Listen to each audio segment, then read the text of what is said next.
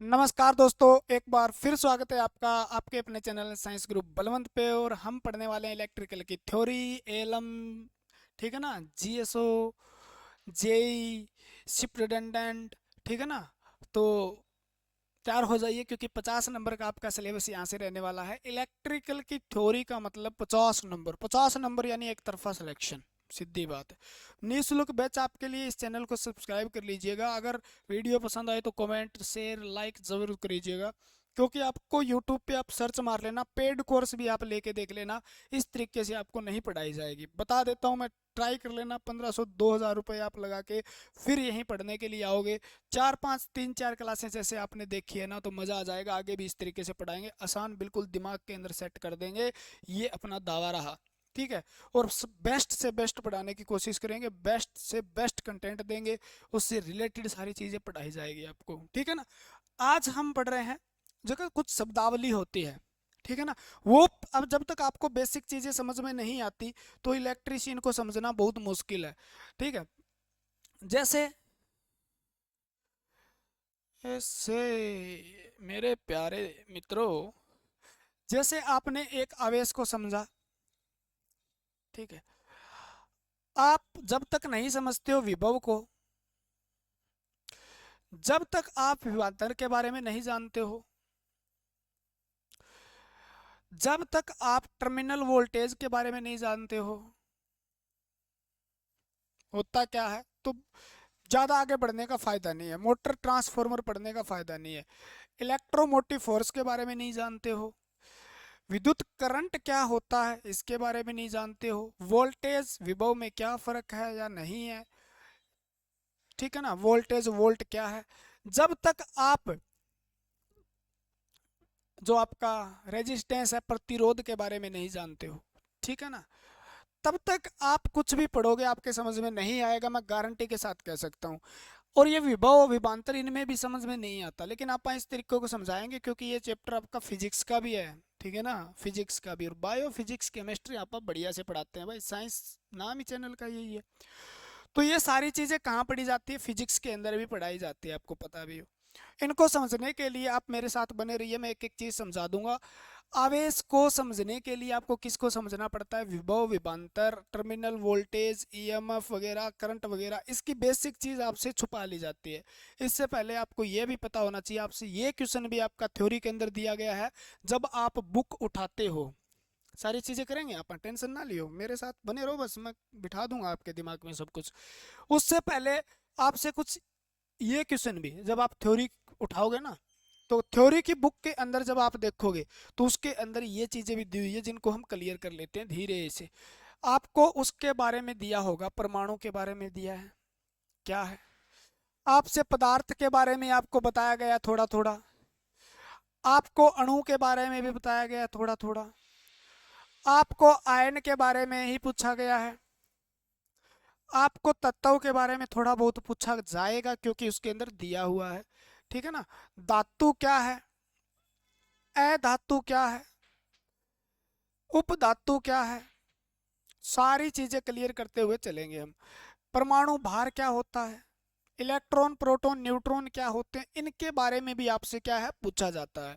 क्योंकि ये एक पूरा चैप्टर है इलेक्ट्रीशियन की थ्योरी के अंदर, आराम से देख लेना, आप कोई भी बुक उठाओगे उसके अंदर ये चीज़ें दी मिलेगी। तो इनको कवर करते हैं। आज हम पहले परमाणु समझते हैं। परमाणु आ गया तो पदार्थ और अणु, आयन, तत्व, धातु, अधातु, उपधातु, अर्धचालक, चालक, कुचालक। 1 मिनट में क्लियर हो जाएगा आपका, ठीक है ना। करें स्टार्ट, पढ़ते हैं परमाणु क्या होता है, क्योंकि क्वेश्चन पूछे जाएंगे तो हमें छोड़ना कुछ भी नहीं है। एक एक क्वेश्चन इंपॉर्टेंट, और यहाँ से 2 से 3 क्वेश्चन आने की संभावना है, ठीक है ना, सारे चैप्टर से। परमाणु को एटम कहा जाता है, और आप अच्छे से जानते हो क्या कहा जाता है इसको, एटम कहा जाता है। क्या कहा जाता है इसको, एटम, ठीक है। परम अणु, नाम से ही पता चल रहा है, अणु से पहले की संरचना जो है ना, पढ़ो। सबसे पहले परमाणु, सारी बातें बता दूंगा मैं, आप लिखते चलो बस। सबसे पहले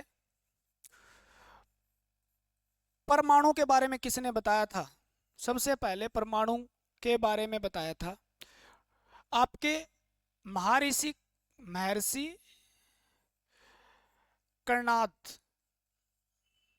ठीक है, इलाहाबाद के पास के रहने वाले थे। यूपी के अंदर जो इलाहाबाद पड़ता है उसके पास के, प्रयागराज के पास, यूपी इलाहाबाद के पास, ठीक है ना। तो महर्षि कर्णाद ने, जो कहाँ के थे, भारतीय, क्या थे, साधु थे बेचारे, ठीक है ना, दार्शनिक थे, भारतीय थे। तो इन ऋषि कर्णाद को क्या कहा जाती है, आपसे क्वेश्चन पूछ लिया जाए कहीं पे भी, भारतीय परमाणु शास्त्र का जनक किसे कहा जाता है, परमाणु शास्त्र का जनक किसे कहा जाता है, शास्त्र का जनक। एक एक चीज कवर करते चलेंगे, ठीक है ना, भागने का नहीं है, ठीक है। वीडियो लंबी बनेगी, अपनी लंबी बनने का मतलब समझाया जाएगा, भागने का नहीं। ये जो बातें आपको लोग 10 मिनट में 15 मिनट में भी करवा देंगे, लेकिन वहां समझ में नहीं आएगा, रट्टा ही मारने वाली बात। मैं एक एक चीज को समझाऊंगा, आप मेरे साथ बस धीरे धीरे धीरे धीरे पढ़ते रहिए। क्लियर है। तो ये क्वेश्चन भी आया हुआ है आपके थ्योरी के हिसाब से। पहले इन्होंने परमाणु के बारे में बताया भी, ऐसा छोटा कण जिसको विभाजित नहीं किया जा सकता, अविभाज्य है, और जिसका विनाश नहीं हो सकता, अविनाशी है, ठीक है ना, अविनाशी। अविनाशी और अविभाज्य, एक ऐसा छोटा कण जिससे सारे के सारे क्या होते हैं, पदार्थ बने होते हैं। परमाणु पदार्थ किससे बने होते हैं, पदार्थ में क्या मिलता है आपको, परमाणु मिलता है, ठीक है। ये बात बताई इन्होंने, ठीक है, अपनी एक बुक लिखी थी, बुक के अंदर बताया 600 ईसा पूर्व की बात है, यानी अब कितने साल हो गए आपके, 2200 साल तो ये हो गए, ठीक है ना, 2200 कह रहा हूँ, कितना चल रहा है आपका, 2023 चल रहा है, 2023 तो ये हो गई, 600 पहले गिना लो, 2600 साल पहले की बात है। 2600 साल पहले हमारे ऋषि मुनि जो बता के चले गए थे भी, एक छोटा सा एक ऐसा कण होता है जिसको विभाजित नहीं किया जा सकता, जिसको विनाश नहीं किया जा सकता, उससे सारे के सारे पदार्थ बने होते हैं। देखो कितना भारत के बारे में, आप देखो भारत क्या है यार, ज्ञान का सागर है। और आप जैसे ज्ञानी, क्या बात है, खूबसूरत चेहरे जो वीडियो देख रहे हैं तो और भी मजा आ रहा है। इसलिए इनको क्या कहा जाता है, परमाणु शास्त्र का जनक कहा जाता। यह बात तो नॉर्मल थी। इसके बाद बताया था ल्यूसिफस व डेमोक्रेटस आए, डेमोक्रेटस, ये क्या थे, ये भी क्या थे, ग्रीक दार्शनिक थे, ठीक है ना। बात को कहानी की तरह पढ़ो, मजा आएगा। ग्रीक दार्शनिक थे, ठीक है ना, ग्रीक दार्शनिक थे, और इन्होंने भी यही बात बताई, ये भी दार्शनिक थे, और इन्होंने भी सेम बात बताई भी, परमाणु पदार्थ के अंदर पाया जाता है और वो अविभाज्य अविनाशी है। लेकिन इन्होंने ये जो परमाणु शब्द का प्रयोग नहीं किया था, किसने, हमारे ऋषि कर्णाद ने। तो डेमोक्रेटस ने सबसे पहले किस शब्द का प्रयोग किया, परमाणु एटम शब्द का प्रयोग किया। डेमोक्रेटस ने सबसे पहले जो शब्द प्रयोग किया गया था वो किसके द्वारा किया गया था, परमाणु शब्द जो प्रयोग किया गया था। यहाँ से क्वेश्चन यही बनता है कि सबसे पहले परमाणु शब्द का प्रयोग किसने किया, डेमोक्रेटस ने किया। तो ल्यूसिपस में डेमोक्रेटस ग्रीक दार्शनिक थे, क्या थे ये, ग्रीक जो है फिलोसफर थे, जिन्होंने क्या किया था, इस शब्द को पहले बार प्रयोग किया था। क्लियर हो गई बात, ठीक है। इसके बाद आपके आते हैं, ये तो बता दिया पदार्थ बने होते हैं, छोटा होता है, विभाजित नहीं होता, ये नहीं करता। लेकिन ये तो दार्शनिक थे ना, वैज्ञानिक दृष्टि से कौन बताएगा, ठीक है ना। अब साइंटिफिक तरीके से बताने वाले जॉन डाल्टन, 1808 ईस्वी की बात है, बरसात हो रही थी, बिजली कड़क रही थी, ठीक है, धुआंधार आंधी चल रही थी, और डाल्टन आए, क्या, जॉन डाल्टन, कौन आए, जॉन डाल्टन। और जॉन डाल्टन ने कहा, साइंटिफिक तरीके से एक्सप्लेन किया, इसको सिद्धांत दिया, यानी इन्होंने क्या दिया, परमाणु सिद्धांत दिया, परमाणु सिद्धांत दिया था। ज्यादा बातें नहीं कर रहा, या केमिस्ट्री पढ़ रहे होते तो अब तक कम से कम यहाँ तक पहुंचने के लिए अपने को 15-20 मिनट और लगते, है ना। जॉन डाल्टन ने क्या किया था, सबसे पहले किस तरीके से, विज्ञान की दृष्टि से इसको बताया था, ठीक है ना, विज्ञान के तरीके से बताया था, सिंपल भाषा में आप समझ लो इस बात को। पहले तो इन्होंने बताया भी ये ऐसे होता है, बस कह के चले गए, लेकिन इन्होंने बताया भी किस प्रकार से होता है, कैसे होता है, अध्ययन करके बताया। और इसने क्या दिया, थ्योरी दी। तो सबसे पहले आपको पूछा जाए परमाणु का सिद्धांत किसने दिया, सबसे पहले परमाणु का सिद्धांत किसने दिया, तो आपका आंसर क्या रहेगा? जॉन डोल्टन ने दिया था। किसने दिया था? जॉन डोल्टन ने दिया था। और विज्ञान की दृष्टि से सबसे पहले बार सिद्धांत देने वाले थे जॉन डोल्टन। जॉन डोल्टन को डोल्टन थ्योरी भी कहते हैं। इसकी थ्योरी को क्या कहते हैं? डोल्टन थ्योरी भी कहा जाता है। क्लियर हो गई बात? इन्होंने भी क्या बताया? सभी पदार्थ क्या वह परमाणु से बने होते हैं। परमाणु एक ऐसा छोटा अविभाज्य अविनाशी कण है जो अपनी स्वतंत्र अवस्था में नहीं रह सकता, वो किसी पदार्थ के अंदर रहता है। ये बातें तो आप परमाणु के बारे में लिखेंगे, ठीक है ना? ये बातें इन्होंने बताई थी। मेन बात क्या है, ठीक है ना? परमाणु के खोजकर्ता किसे माना जाता है?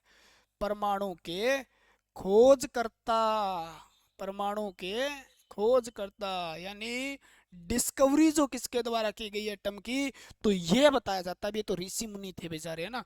जॉन डोल्टन ने की थी 1808 ईस्वी में। किसने की थी? 808 ईस्वी में, 1808 ईस्वी के अंदर परमाणु के खोजकर्ता। सबसे पहली बार थ्योरी किसने दी? डोल्टन ने दी। उसके बाद परमाणु के खोजकर्ता किसे माना जाता है? जनक किसे माना जाता है? पिता किसे माना जाता है? जॉन डोल्टन को। किसके सिद्धांत पे? परमाणु का सिद्धांत दिया उसके आधार पे, ठीक है ना? क्योंकि ये वैज्ञानिक की दृष्टि से इन्होंने बताया था, ठीक है ना? किस प्रकार फैक्ट के तरीके से हो जाएगा। अगर क्वेश्चन पूछे महर्षि कर्णनाद के बारे में बता देना, भारतीय परमाणु शास्त्र, शास्त्र का जनक बता देना, ठीक है? अविभाज्य अविनाशी कण पूछ ले, पदार्थ किससे बने होते हैं पूछ ले, नाम किसने दिया था, शब्द सबसे पहले किसने प्रयोग किया था? डेमोक्रेटस ने। परमाणु का जनक डोल्टन को माना जाता है। हो जाएगा ना या नहीं होगा? बताइए, कमेंट करके जरूर बताइए। अगर आप इस वीडियो को देख रहे हैं तो 98 126 55 040 ये नंबर भी है। कोई डाउट है तो आप व्हाट्सअप मैसेज कर सकते हैं इस पे, ठीक है? टेलीग्राम ज्वाइन करना चाहते हैं तो इलेक्ट्रिकल ग्रुप, इलेक्ट्रिकल थ्योरी नाम से सर्च कर लेना, बाय बलवंत सर, अपना ही नाम है ये, ठीक है ना? टेलीग्राम पे जाके सर्च कर लेना, ये मिल जाएगा। यहाँ पर आपको पीडीएफ वगैरह नोट्स वगैरह दे दिए जाएंगे, कुछ ना कुछ जितना भी होगा प्रोवाइड करवा दिया जाएगा। कोई दिक्कत हो तो यहाँ पे कॉल भी कर सकते हो आप, नो प्रॉब्लम एट ऑल, ठीक है ना? अगला ही ले लेते हैं फिर पेज, है ना? कैसा दिखाई देता है रे हरे वाला? अरे हरे वाला तो मस्त दिखाई देता है यार, हरी हरी चीजें हो जाए मजा आ जाता है ना।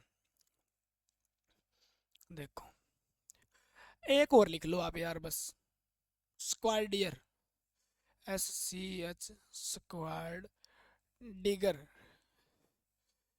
ये वैज्ञानिक थे, इनको आधुनिक परमाणु, इन्होंने क्या दिया था? आधुनिक, अब जो चल रही है आधुनिक परमाणु सिद्धांत दिया था। मॉडर्न एटॉमिक थ्योरी किसने दी थी? तब आपका आंसर आ जाता है स्क्वायर, लिख लेना, ठीक है ना? 1926 के अंदर जो अब थ्योरी चल रही है वो कौन सी चल रही है? 1926 वाली चल रही है, स्क्वायर के द्वारा दी गई। तो अब बताते हैं परमाणु के बारे में, बहुत सी अच्छी अच्छी प्यारी प्यारी आपके चेहरे की तरह मुस्काती हुई, ठीक है ना? ठीक है, ALMO शब्द भी गंदा है, लाइन मैनो कहना पड़ेगा। ओ लाइन मैनो, क्या हाल आपका? ठीक है, कर दोगे बिजली ठीक है कि या फ्यूज उड़ाओगे? तो खोजकर्ता डोल्टन, देखो ऐसे क्वेश्चन निकालेंगे आप। नाम दिया डेमोक्रेटस ने, क्रीटस भी लिखा आता है कहीं पे, नाम किसने दिया? डेमोक्रेटस ने। परमाणु क्या है?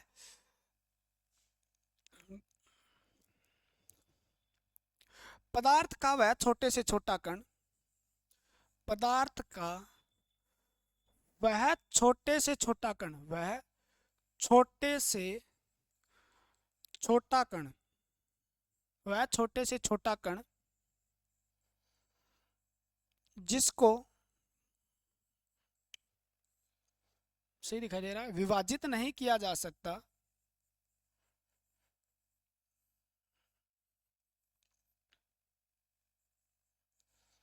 किया जा सकता है, ठीक है?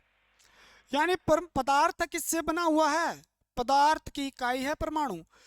परमाणु किससे बना हुआ है? परमाणु से क्या बनेगा ये बात छोड़ दो आप। पदार्थ की वह छोटी से छोटी संरचना है पदार्थ केवल छोटे के छोटा कण है जिसको विभाजित नहीं किया जा सकता। यानी इस मार्कर को तोड़ते तोड़ते तोड़ते तोड़ते आप इतनी देर तक लेके जा सकते हो, यानी इसके अंदर जो छोटी से छोटी चीज निकलेगी, छोटे से छोटा कण निकलेगा ना, वो परमाणु होगा जिसको आगे नहीं तोड़ा जा सकता, जिसको आगे नहीं तोड़ा जा सकता। लेकिन एक बात याद रखना, परमाणु को तोड़ा नहीं जा सकता, लेकिन इसको स्वतंत्र रूप से रखा भी नहीं जा सकता। तो आप कह सकते हो परमाणु का स्वतंत्र कोई अस्तित्व नहीं होता, स्वतंत्र इंडिपेंडेंस एग्जिस्टेंस नहीं होता, अस्तित्व नहीं होता। ठीक है ना।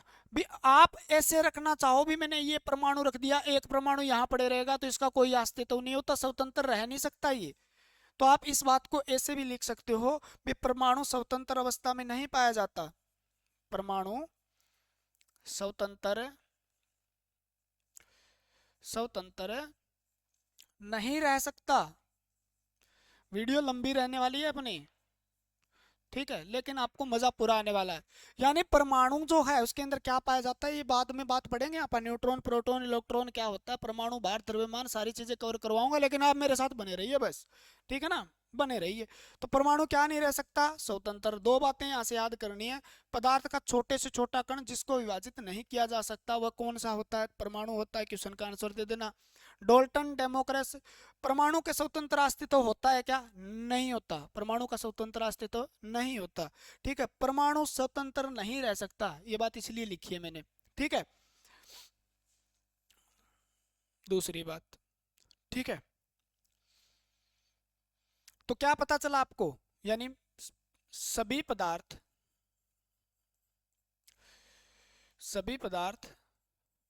जितने भी पदार्थ आप देखते हो परमाणु से बने होते हैं। सभी पदार्थ, चाहे लकड़ी हो, कोयला हो, चाहे आपका माइक हो, पेन हो, मोबाइल हो, चाहे कैमरा हो, चाहे कुछ भी हो, चाहे बोर्ड हो, यानी जो चीजें हैं सारी की सारी, जो 118 तत्व पाए जाते हैं किसी न किसी प्रकार से, उन परमाणुओं से मिलकर ही कोई पदार्थ बनता है। जल के अंदर हाइड्रोजन ऑक्सीजन है, गैस है भी क्या है, उसके अंदर भी गैस भी क्या है, एक पदार्थ है, पदार्थ की अवस्था है। ऑक्सीजन है, उसके अंदर O यानी 2 ऑक्सीजन के एटम है उसके अंदर। तो इस प्रकार से क्या है, सभी पदार्थ किससे बने होते हैं, इससे।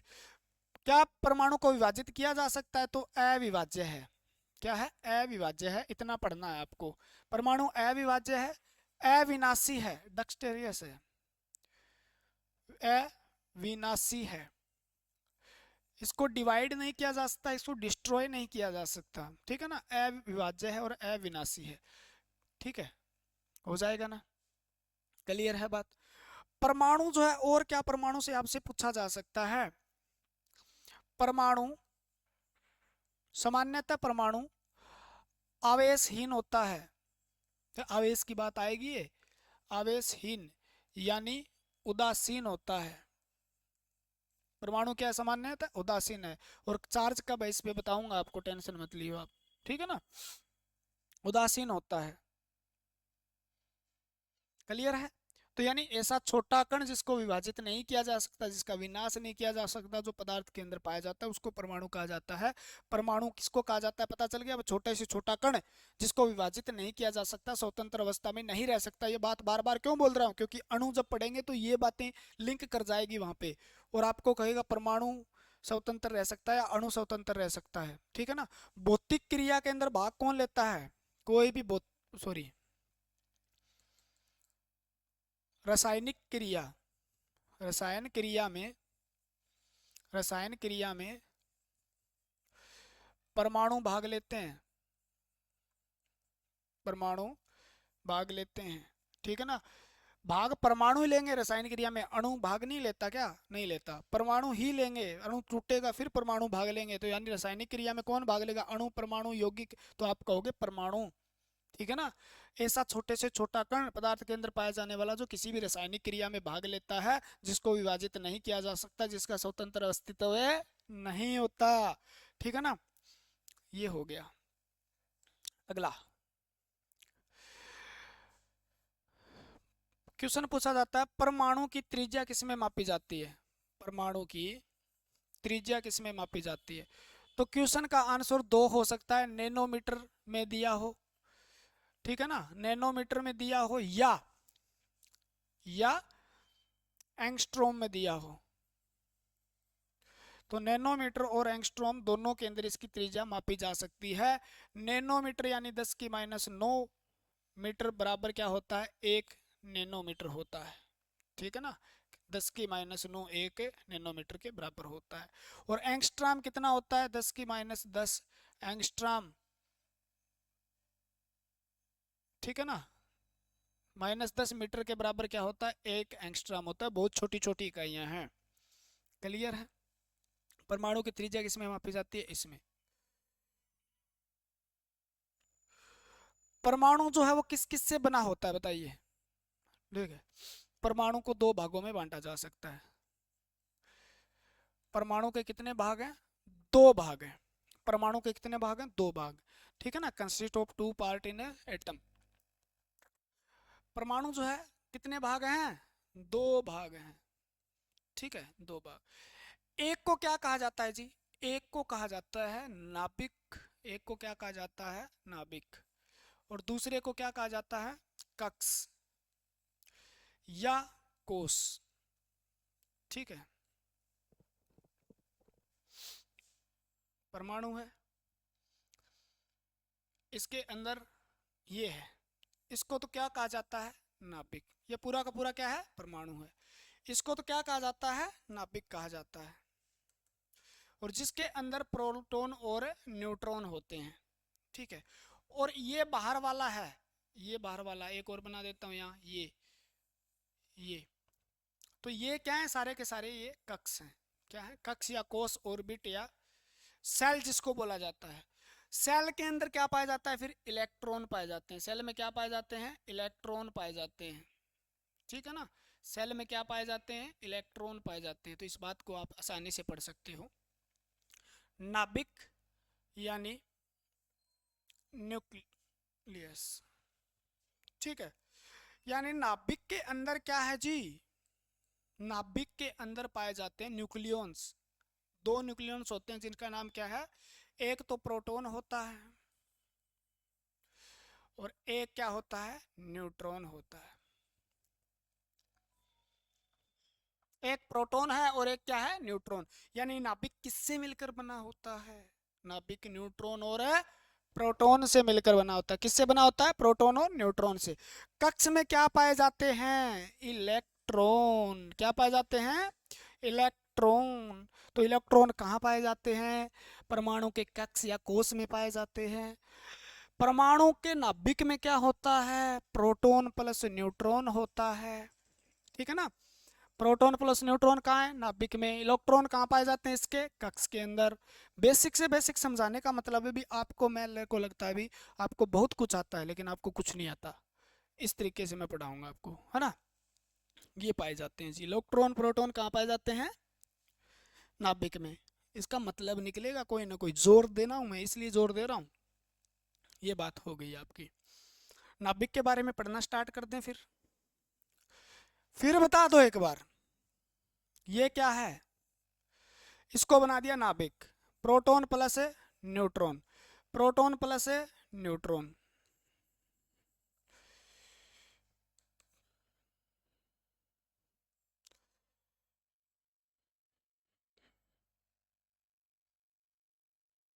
ये बन गया नाभिक।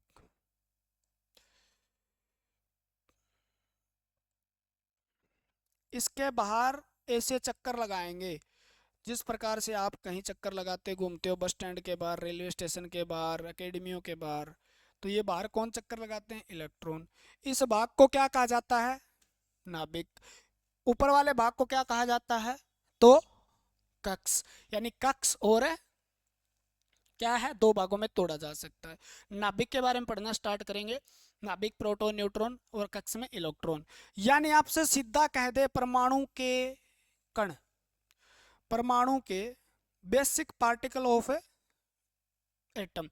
यानी परमाणु के अंदर मूलभूत कण कौन से होते हैं, परमाणु में मूलभूत कण कौन से हैं, मूल कण कौन से हैं। तो परमाणु में कौन से मूल कण हैं? तो आप कहोगे जी प्रोटॉन है, न्यूट्रॉन है और इलेक्ट्रॉन है। ठीक है ना। पेन याद कर लो, पेन, पेन है, पेन, पेन, ठीक है ना, PEN, ऐसे याद कर लो। प्रोटॉन है, इलेक्ट्रॉन है और न्यूट्रॉन है, याद हो जाएगा। ठीक है, पढ़ते हैं अब आगे। आगे आपका क्या रहने वाला है, देखो। प्रोटॉन क्या है, नाभिक क्या है, इलेक्ट्रॉन क्या है।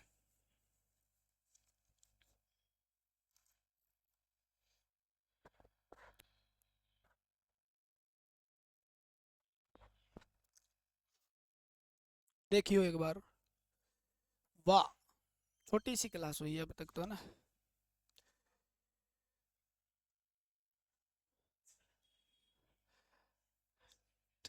चल रही है, चल रही है। सर जी बीच में आए, बोले क्लास चल रही है क्या, चाय बन रही है क्या? अब बात है, मजा आ गया, एनर्जी और आ गई भाई। अब तो स्वाद पूरे आ गए। सिस्टम ला देंगे आप इलेक्ट्रिकल का ना। एलएम, जीएसओ, जेई सब मेरे प्यारे मित्र गवर्नमेंट एम्प्लॉय, क्या बात है। जैसे ही नौकरी लगे घोड़ी गच गच गच ऐसे जाएगी, जैसे मतलब क्या जा रही है।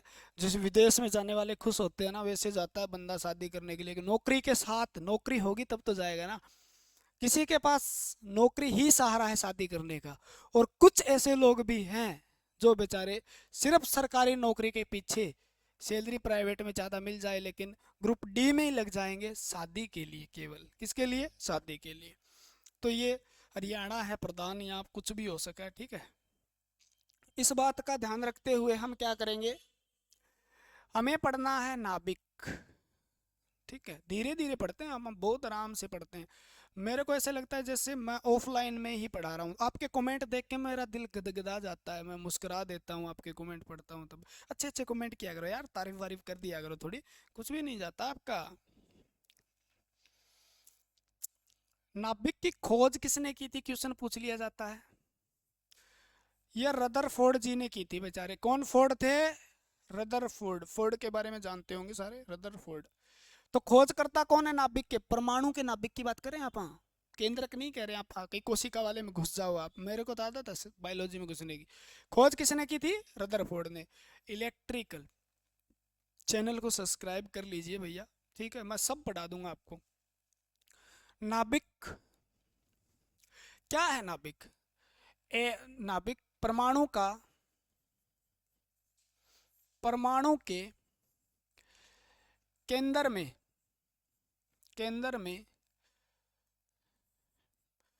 पाई जाने वाली, पाई जाने वाली धन आवेशित, धन आवेशित संरचना है। ये लिखने के लिए होता है, समझने के लिए तो ये बात है। ये परमाणु है और परमाणु के सेंटर में न्यूक्लियस है जिसमें प्रोटॉन प्लस न्यूट्रॉन है। ठीक है ना, क्या है? प्रोटॉन प्लस न्यूट्रॉन है, यानी कौन सा है? तो आप सीधा कह सकते हो नाभिक पर कौन सा आवेश पाया जाता है? तो नाभिक पर धन आवेश पाया जाता है, यानी कौन सा चार्ज होता है? पॉजिटिव चार्ज होता है। इस पे कौन सा चार्ज होता है? Positive charge.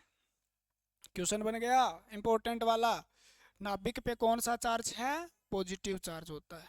ठीक है, और आपसे क्वेश्चन अब पूछेगा वो। ठीक है, नाभिक के अंदर पाए जाने वाले कणों को क्या कहते हैं? न्यूक्लियॉन्स कहते हैं। क्या कहते हैं? न्यूक्लियॉन्स कहते हैं। तो आपसे ये क्वेश्चन पूछा गया था, न्यूक्लियॉन्स क्या होते हैं? तो आप कन्फ्यूजिया जाते हो, तो कन्फ्यूजियाना नहीं है यहाँ पे। यहाँ क्या करना है? Nucleons, nuclear, nuclear, nucleus, nucleus में पाए जाने वाले पदार्थ, कण, जिनको हम क्या कहते हैं? न्यूक्लियॉन्स। तो न्यूक्लियॉन्स कितने होते हैं? दो। न्यूक्लियॉन्स कितने हैं? दो। प्रोटॉन है और है न्यूट्रॉन है। देखो क्वेश्चन कितना अच्छा अच्छा बन जाता है और आपको समझ में नहीं आता अभी क्या कहना चाहता है ना।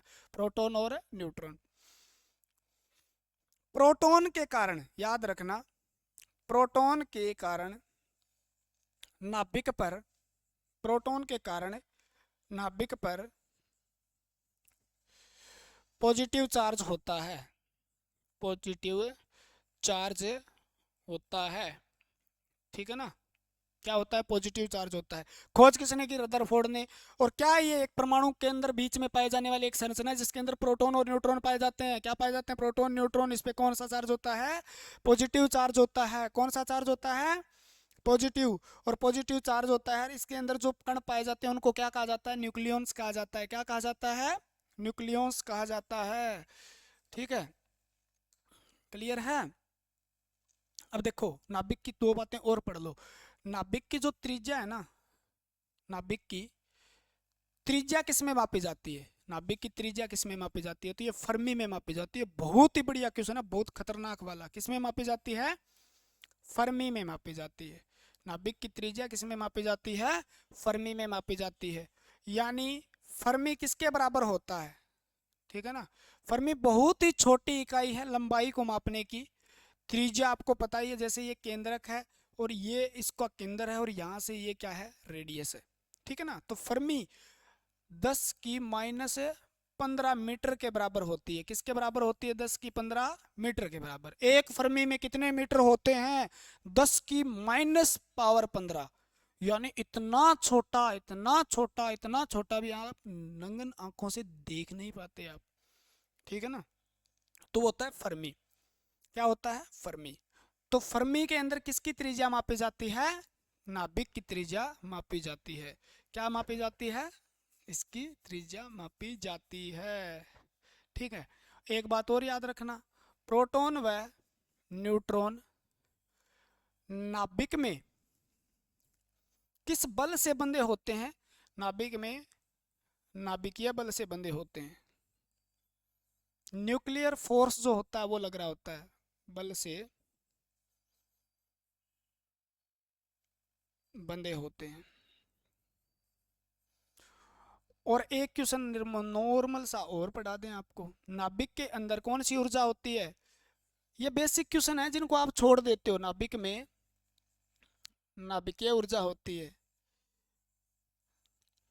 ठीक है ना? नाभिकीय ऊर्जा होती है। क्लियर हुई बात? यानी नाभिक के अंदर न्यूक्लियॉन्स पाए जाते हैं और प्रोटॉन और न्यूट्रॉन जो एक साथ जो होते हैं ना, प्रोटॉन व न्यूट्रॉन, प्रोटॉन और न्यूट्रॉन के बीच में जो बल है इसको बांधने वाला, प्रोटॉन न्यूट्रॉन को एक साथ रखता है, जो नाभिक के अंदर ऐसे क्या करके रखता है? जोड़ के रखता है, ऐसे जोड़ के रखता है। उस बल को क्या कहते हैं? हम नाभिकीय बल कहते हैं। और सबसे स्ट्रोंगेस्ट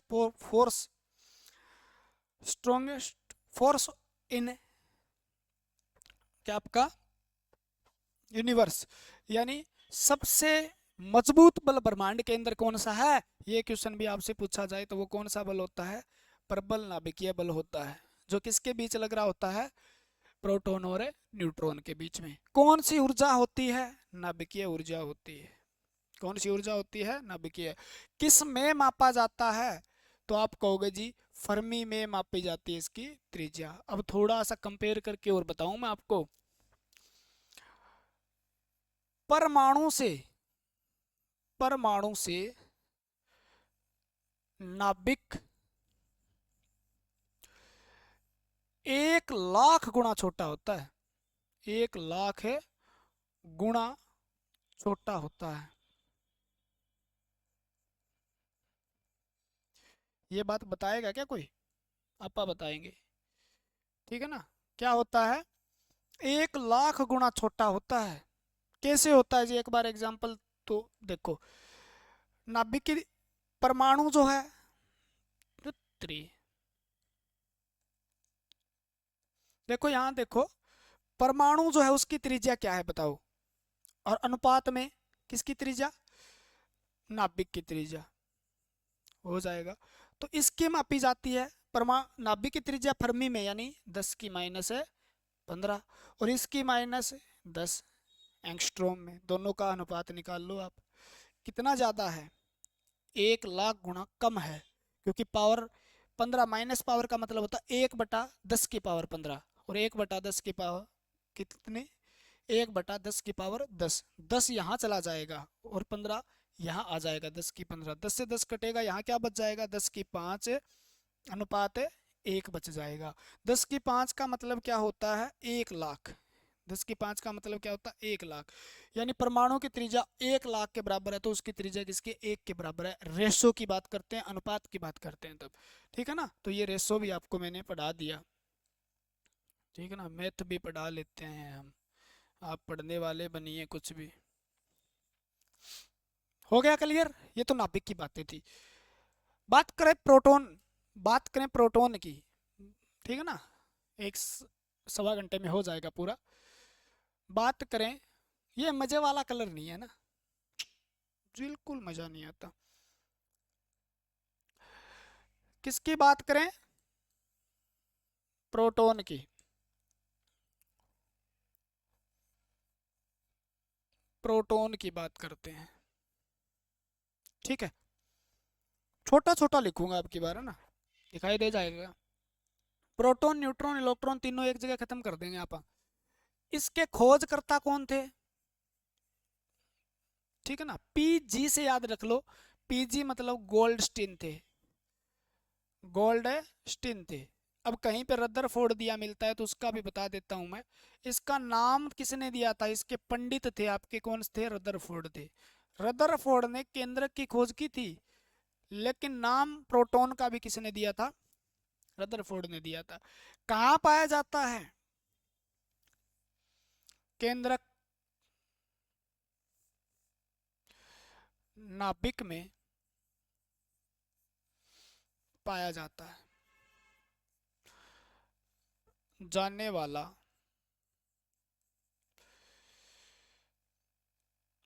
उपकरण है, ठीक है। प्रोटॉन पे चार्ज पी से पॉजिटिव याद कर लेना। पी से आप क्या याद करोगे, पी से पॉजिटिव याद कर लेना। इस पे कौन सा चार्ज होता है, तो पॉजिटिव चार्ज होता है। इन पे धनात्मक आवेश होता है। कौन सा आवेश होता है, धनात्मक आवेश होता है, ठीक है। अब इस पे धनात्मक आवेश होता है तो इसी के कारण आप कहोगे जी, प्रोटॉन के कारण, प्रोटॉन के कारण नाभिक पर भी, प्रोटॉन के कारण नाभिक पर भी कौन सा आवेश होता है, नाभिक पर भी धन आवेश होता है, ठीक है। कौन सा होता है, धन आवेश होता है। तो ठीक है, तो प्रोटॉन के कारण नाभिक के अंदर ये कहाँ पाया जाता है, तो नाभिक में। देखो ये चीजें नोट करने की होती है, आप इन चीजों को भूल जाते हो। मैं इसीलिए आप इस पे जोर दे दे के बताता हूँ कहाँ पाया जाता है, नाभिक में। नाम किसने दिया था, रदरफोर्ड ने। खोज किसने की, गोल्डस्टीन ने। कौन सा चार्ज है, पी से प्रोटॉन, पी से पॉजिटिव याद कर लेना, ठीक है ना। प्रोटॉन के कारण ही नाभिक पे चार्ज जो है कौन सा है, धन आवेश जो है वो किसके कारण है, प्रोटॉन के कारण है। अब बताओ जी, क्या बताएं आपको। अब देखो बहुत कुछ बताएंगे।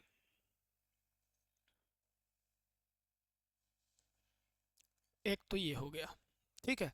अब आपसे पूछा जाता है प्रोटॉन पे आवेश कौन सा है, तो प्रोटॉन पे आवेश कौन सा है, पॉजिटिव आवेश है। ये बार बार याद करवाने के लिए किया जाता है आपको, ठीक है ना। यहाँ बोलने से वो जो फेफड़ी आ जाती है, फेफड़ी, होठों पे फेफड़ी आ जाती है, ठीक है ना। चाय पी लो फ्रेंड, मैं पीऊंगा भैया, पहुंचा देंगे आपको, ठीक है ना। आप आपके साथ पियेंगे चाय एक दिन, जब आप नौकरी लग जाओगे। बिजली बोर्ड में बैठ के पियेंगे, बिजली बोर्ड में, ठीक है, बाहर वाले ढाबे की। हाय हाय हाय, क्या मज़ा है चाय में, मज़ा आ गया भाई साहब, क्या बात है, दिल खुश हो गया। धन्य हो, वीरकर्ण सर बैठे हैं यहाँ पे, उनका बहुत बहुत धन्यवाद। चाय बहुत मस्त बनाते हैं। आवेश कौन सा पाया जाता है, पॉजिटिव। कितना पाया जाता है, 1.6 × 10⁻⁻⁰ -19 याद रखना। कितना आवेश पाया जाता है पूछ ले, तो 1.6 × 10⁻⁻19 और इसको कहा जाता है प्लस, सॉरी, चाय के चक्कर में ना, ये याद मत भूलना यार। ये चीज तो बिल्कुल मत भूलना। आप क्या नहीं भूलना है, ये इसके आगे नेगेटिव जरूर लगा लेना, है ना। और दूसरा, इसके बराबर क्या होता है, तो -1, और किसके बराबर है, ESU, इलेक्ट्रोस्टैटिक्स यूनिट के बराबर, -1 का। ठीक है। दूसरा, इसका द्रव्यमान पूछ लिया जाता है। क्या पूछ लिया जाता है? इसका द्रव्यमान। द्रव्यमान इसका पूछे, मास इसका पूछे, तो इसकी वैल्यू कितनी होती है? कितनी होती है? मैं भूल गया ना।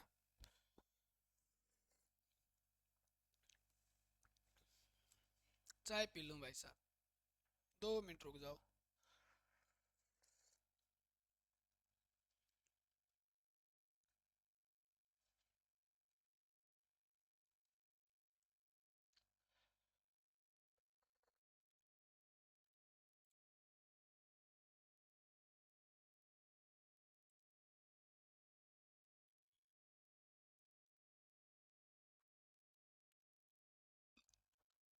कितनी होती है बताओ?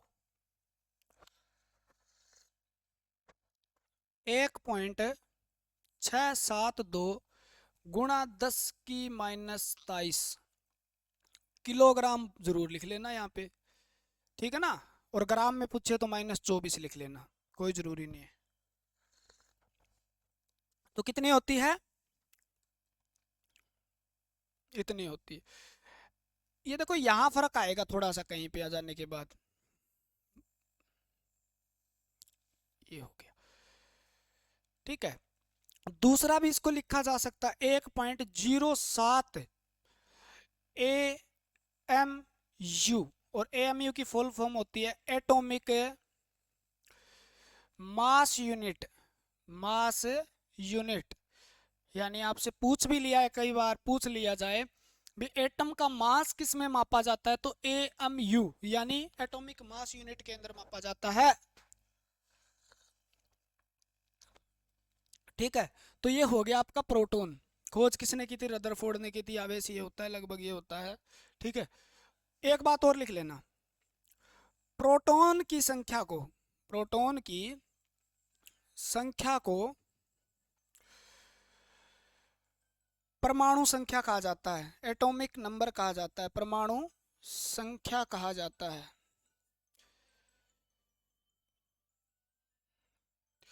ठीक है। तो परमाणु की संख्या किसके बराबर है? प्रोटॉन की संख्या के बराबर है। यानी परमाणु की संख्या किसके बराबर है? देखो हाईलाइट कर करके बता रहा हूं आपको एक एक चीज। चाय खत्म हो गई, बस एक चुस्की रह गई, आगे करते हैं फिर। देखो इस चीज को,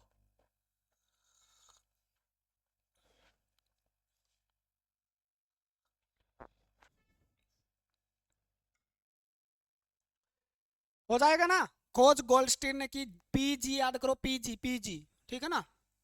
प्रोटॉन, गोल्डस्टीन, नाम रदरफोर्ड, नाभिक में पाया जाता है। चार्ज कौन सा होता है? मोस्ट इंपोर्टेंट क्वेश्चन है, बार बार रिपीट होता है, ठीक है। देखो आगे आगे आपका न्यूट्रॉन कहाँ पाया जाता है? न्यूट्रॉन कहाँ पाया जाता है, तो आप बताइए। न्यूट्रॉन की खोज किसने की थी? पहले खोज लिख लो। नक चढ़ा याद करो, नाक चढ़ा, न्यूट्रॉन नाक चढ़ा। तो ये है आपकी चैडविक ने की थी। किसने की थी? चैडविक ने। आप अपनी ट्रिक बना के भी बता सकते हो और कमेंट में बताना, अगली क्लास में आप वाली ट्रिक अच्छी लगी तो उसको अप्लाई करेंगे अपन, ठीक है। किसने खोज की थी? चैडविक ने की थी, ठीक है। खोज चैडविक ने की थी। आवेशहीन होता है, यानी इस पर यह उदासीन होता है। उदासीन का मतलब क्या है? इस पर कोई चार्ज नहीं होता, इस पर कोई चार्ज नहीं पाया जाता, नहीं होता। इसका मतलब इस पे चार्ज की बात करें, आवेश कितना है, तो आप कहोगे जी आवेश है 0 कूलाम। ना, आवेश नहीं है, ठीक है ना, आवेश नहीं है। कहाँ पाया जाता है? नाभिक में पाया जाता है, नाभिक में पाया जाने वाला उपकरण है। कहाँ पाया जाता है? नाभिक में। आपसे पूछेगा इसका द्रव्यमान बता दीजिए भैया, बता दीजिए भैया, लाइक शेयर कर दीजिए भैया, ठीक है। द्रव्यमान कितना है इसका? प्रोटॉन का याद किया था 1.67, इसका पीछे लिख लेना 5, गुणा में 10⁻27 किलोग्राम। ठीक है, अगर वो दूसरी यूनिट के अंदर पूछे तो 1.008 AMU एटॉमिक मास यूनिट जो है इसकी वो कितनी है, ये है, यानी 7 से 8 ज्यादा है।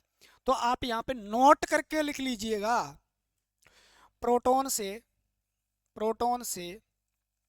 न्यूट्रॉन का द्रव्यमान थोड़ा सा ज्यादा होता है, थोड़ा सा ज्यादा होता है।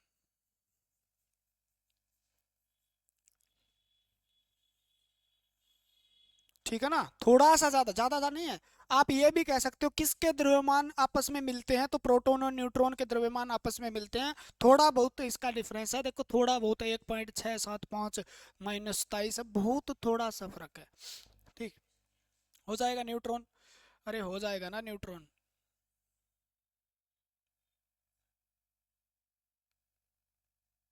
ठीक है, क्लियर है।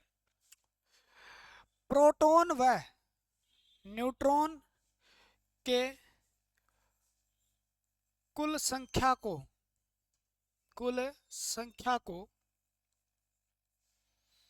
परमाणु द्रव्यमान या परमाणु भार या एटॉमिक मास कहते हैं, परमाणु भार कहते हैं। ये दोनों चीजें मैं बाद में बताऊं कहते हैं। ठीक है, प्रोटॉन व न्यूट्रॉन जो है उसकी कुल संख्या जो होती है उसको क्या कहते हैं, परमाणु भार कहते हैं, एटॉमिक मास कहते हैं। बताऊंगा आपको कैसे लिखा जाता है, क्यों लिखा जाता है। ठीक है ना, ये हो गया आपका, हो जाएगा। खोज चैडविक ने की थी, देख लो एक बार, किसने की थी, चैडविक ने खोज की थी। उदासीन होता है, कहाँ पर पाया जाता है, न्यूट्रॉन किसके अंदर पाया जाता है, नाभिक में। इस पर कोई चार्ज नहीं होता, याद रखना। द्रव्यमान ये इतना होता है, ये थोड़ा सा ज्यादा होता है प्रोटॉन से। किससे ज्यादा होता है, थोड़ा सा प्रोटॉन से। ठीक है, प्रोटॉन और न्यूट्रॉन दोनों को जोड़ा जाए तो उसको क्या कहते हैं, परमाणु भार कहा जाता है। क्या कहा जाता है, परमाणु भार कहा जाता है। और दोनों को इकट्ठा क्या कहा जाता है, न्यूक्लियॉन्स कहा जाता है। ठीक है ना। इलेक्ट्रॉन, ठीक है, इलेक्ट्रॉन, बहुत बातें हैं इसकी तो यार, इसकी तो इतनी बातें हैं, छिप छिप के बतानी पड़ेगी। खोज किसने की थी, जे जे थॉमसन ने की थी। खोज किसने की थी, जे जे थॉमसन ने की थी, जे जे थॉमसन ने। परमाणु के नाभिक के बाहर, नाभिक के बाहर दीर्घवृत्ताकार, दीर्घवृत्ताकार, ठीक है, दीर्घवृत्ताकार पथ पर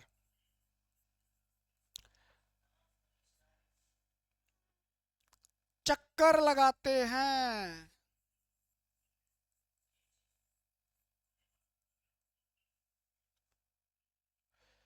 ठीक है, तो नाभिक क्या है, दीर्घवृत्ताकार, दीर्घवृत्ताकार पथ पर चक्कर लगाते हैं, देखो बाहर। और जहां पर ये चक्कर लगाते हैं उस पथ को, जहां इलेक्ट्रॉन चक्कर लगाते हैं, जहां इलेक्ट्रॉन चक्कर लगाते हैं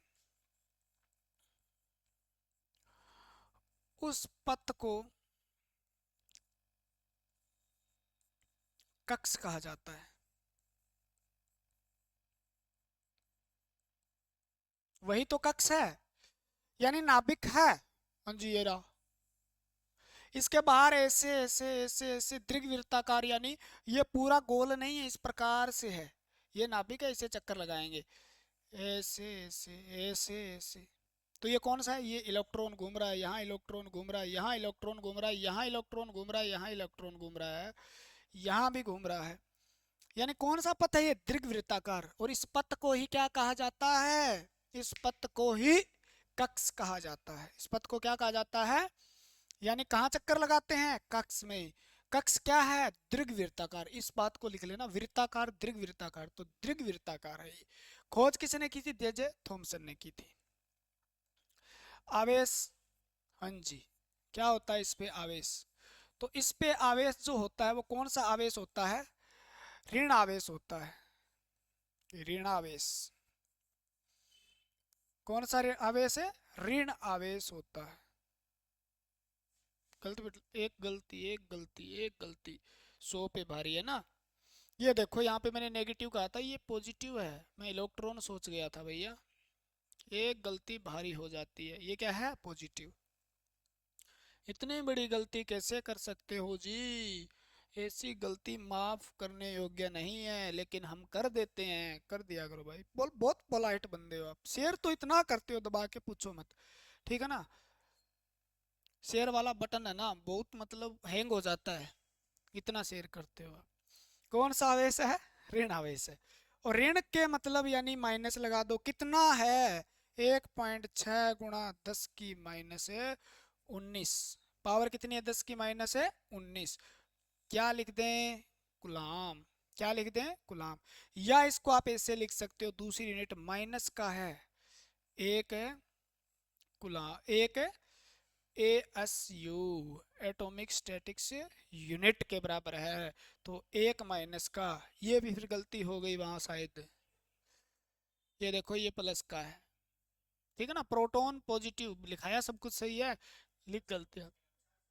हो जाए ना, हो जाएगा ना, ठीक है। और इसका द्रव्यमान कितना है, देखो इसका याद करवाऊंगा, ट्रिक से याद करवाऊंगा मैं आपको। द्रव्यमान कितना है इसका, तो द्रव्यमान इसका 9, दिखाई देता है ना, 9.1 × 10⁻31 किलोग्राम। और इसका वैश्य द्रव्यमान देखें तो इसका है 0.0005, 0.0005। और ये किस में है, AMU में, ठीक है ना। देखो याद करने की ट्रिक देखो क्या है, देखो कंफ्यूज मत होना। मेहनत मैं करूंगा, क्रेडिट आपको दे दूंगा, ठीक है ना। मेहनत मैं करूंगा, क्रेडिट आपको दे दूंगा, सक्सेस आप होंगे। एक तो होता है प्रोटॉन, और एक होता है न्यूट्रॉन, और एक होता है इलेक्ट्रॉन, ठीक है। इसकी इकाई, इसका द्रव्यमान कितना, 1.67 × 10⁻27 कंपेयर करते हैं। 1.675 × 10⁻27, दोनों का ही 27 है, ठीक है ना, दोनों का 27 है। 1.6 याद कर लोगे तो भी हो जाएगा, कोई दिक्कत नहीं है। और 27 ठीक है ना। और इसका कितना है, 9.1 है, गुणा में 10⁻31 किलोग्राम। यानी सबसे हल्का कौन सा है, सबसे हल्का कौन सा है, इलेक्ट्रॉन होता है। सबसे भारी कौन सा होता है, ये होता है। मध्यम भारी कौन है, ये है, ठीक है ना, भारी। अगर वजन के हिसाब से इनको लगाना चाहे तो प्रोटॉन, वजन के हिसाब से लगाएं तो न्यूट्रॉन सबसे पहले आएगा, उसके बाद प्रोटॉन आएगा, और उसके बाद क्या आएगा, इलेक्ट्रॉन आएगा। तो वजन के हिसाब से इस प्रकार से भी लगा सकते हो उसको, द्रव्यमान के हिसाब से, ठीक है। 31 इलेक्ट्रॉन लिखो, इलेक्ट्रॉन, और ई से बना देंगे 31, क्या बना देंगे, 31। यानी इलेक्ट्रॉन में क्या आता है जी, -31 आता है। सेम ऑप्शन, सेम ऑप्शन मिलेंगे आपको। माइनस किस में आता है जी, 31 आता है जी, -31, 31 इलेक्ट्रॉन, ई ई ई ई ई, ठीक है ना, हो जाएगा जी। ठीक है, आवेश पूछ ले, ऋण आवेश है, ये कितना कितना होता है ये पूछ को बता दिया गया है, ठीक है। इलेक्ट्रॉन, ठीक है। कोई रासायनिक क्रिया में कौन से भाग लेते हैं, रासायनिक क्रिया में, रासायनिक क्रिया में,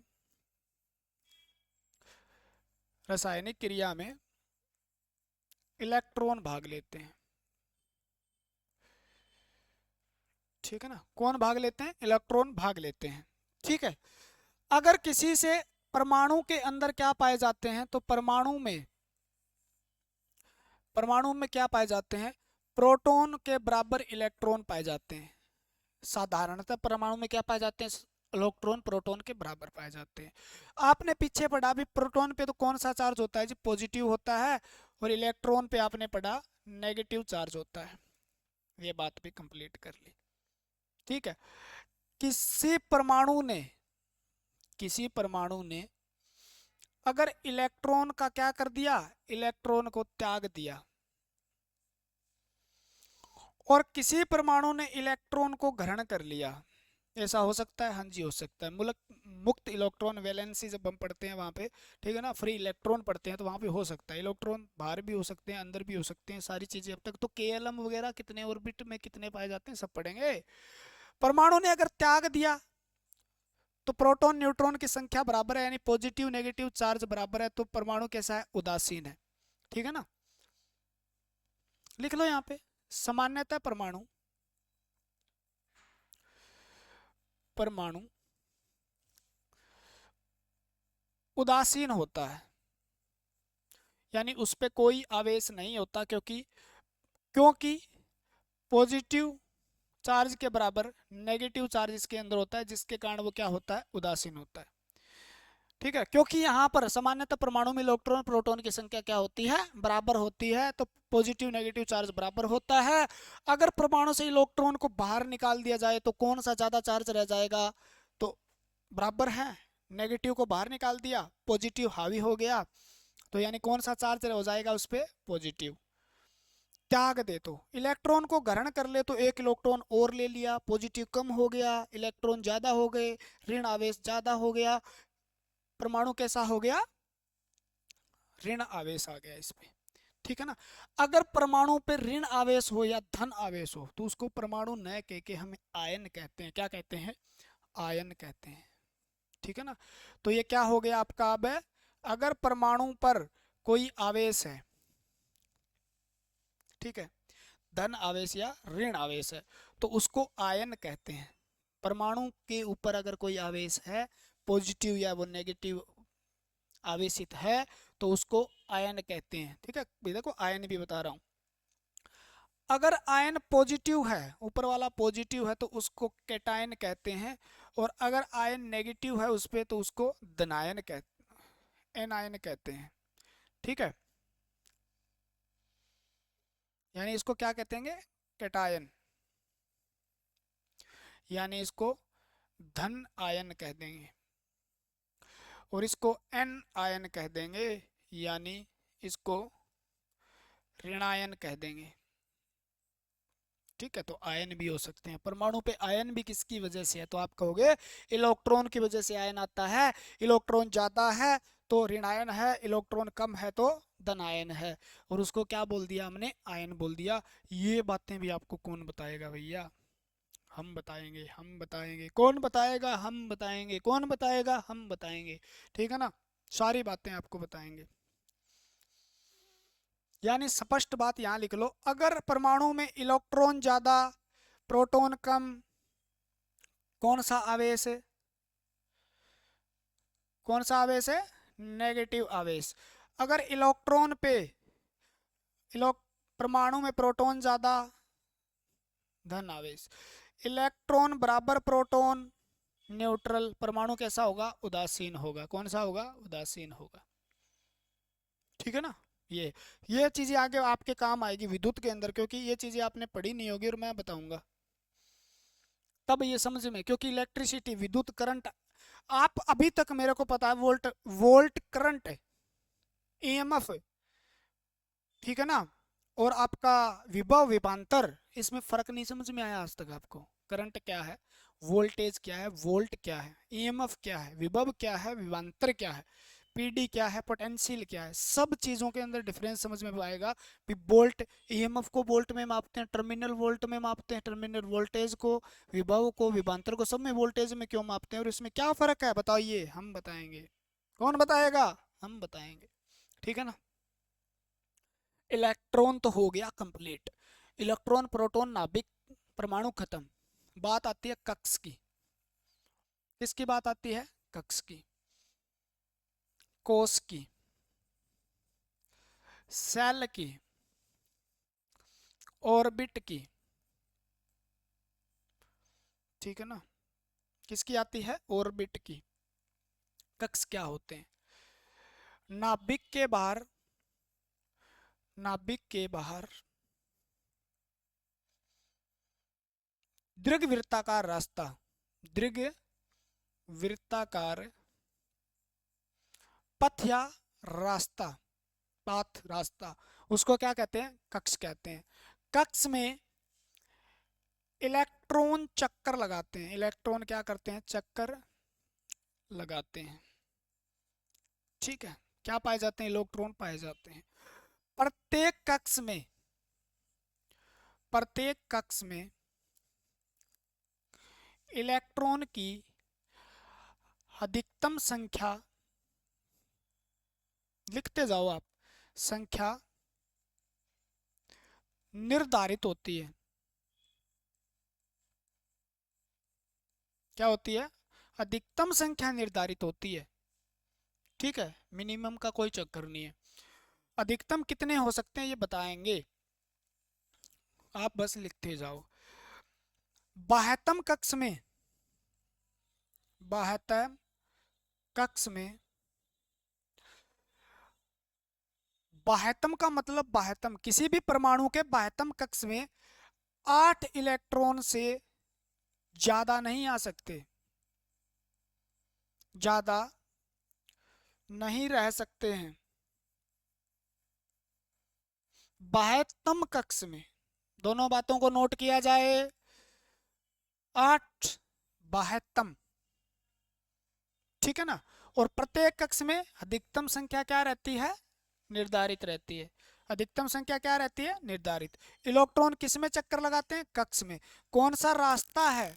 दीर्घवृत्ताकार रास्ता। किसके चारों ओर? नाभिक के। ठीक है ना, किसके चारों ओर? नाभिक के चारों ओर दीर्घवृत्ताकार रास्ता जिसमें इलेक्ट्रॉन चक्कर लगाते हैं उसे कक्ष कहा जाता है। कक्ष में अधिकतम संख्या निर्धारित होती है। कितनी होती है वो बताऊंगा। 8 इलेक्ट्रॉन से ज्यादा क्या नहीं आ सकते? किसी भी बाह्य कक्ष में नहीं आते। और बाह्य कक्ष में जो इलेक्ट्रॉन होते हैं उनको वैलेंस इलेक्ट्रॉन कहते हैं, सहयोजी इलेक्ट्रॉन कहते हैं। ठीक है ना, ये भी बात लिख लेना। और कक्ष की क्या बात थी रे? ये बात थी कक्ष की। क्लियर हो जाएगा। अब maximum electron in in A orbit. अब देखो इस बात को ए से हम पढ़ते हैं। ये तो है आपका नाभिक जिसमें क्या है? प्रोटॉन इलेक्ट्रॉन है। ठीक है,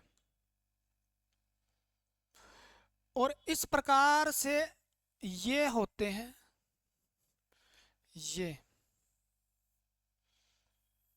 इसके चारों ओर क्या होते हैं? कक्ष होते हैं। ठीक है, इसके चारों ओर क्या होते हैं? कक्ष। तो इनको क्या कहा जाता है? इनको ही तो कक्ष कहा जाता है, सेल कहा जाता है, ऊर्जा लेवल कहा जाता है। और ये बात सबसे पहले नेल्स बोर ने बताई थी। किसने बताई थी? Nails bore. तो कक्ष बताने वाले, कक्ष का नाम देने वाले कक्ष के खोजकर्ता कौन है? नेल्स बोर है, जिनको ऊर्जा लेवल भी कहा जाता है, ऊर्जा स्तर।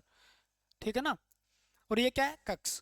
इस कक्ष में मैक्सिमम 2 इलेक्ट्रॉन हो सकते हैं। अधिकतम संख्या निर्धारित होती है। यानी पहले कक्ष में कितने इलेक्ट्रॉन हो सकते हैं? 2। दूसरे में 8 हो सकते हैं। तीसरे में 18 हो सकते हैं। ठीक है, पहले में कितने हो सकते हैं? 2। दूसरे में कितने हो सकते हैं? मैक्सिमम 8।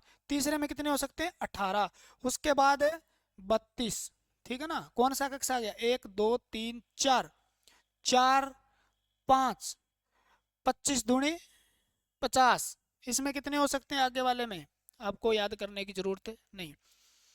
इस कक्ष को के कहा जाता है, इसको एल कहा जाता है, इसको एम कहा जाता है, इसको एन कहा जाता है। ठीक है, कक्ष को किससे लिखेंगे? कलम। कलम ने। कक्ष को किसने लिखा? कलम ने। कक्ष को किसने बनाया? कलम ने। तो इसको कलम याद कर लो आप। क्या याद कर लो? कलम। कलम ने बनाया। ठीक है ना। एल एम एन, के से शुरू करते हैं, कलम ने बनाया, तो के एल एम। ठीक है ना। तो आपसे पूछे कौन से कक्ष में अधिकतम कितने इलेक्ट्रॉन हो सकते हैं? तो पहले में 2 हो सकते हैं, दूसरे में 8, तीसरे में 18 और चौथे में 32। इस प्रकार से। और निकालने का तरीका बताते हैं। किसी भी कक्ष में इलेक्ट्रॉन की अधिकतम संख्या कितनी हो सकती है? तो इलेक्ट्रॉन की अधिकतम संख्या कितनी हो सकती है किसी कक्ष के अंदर? 2n²।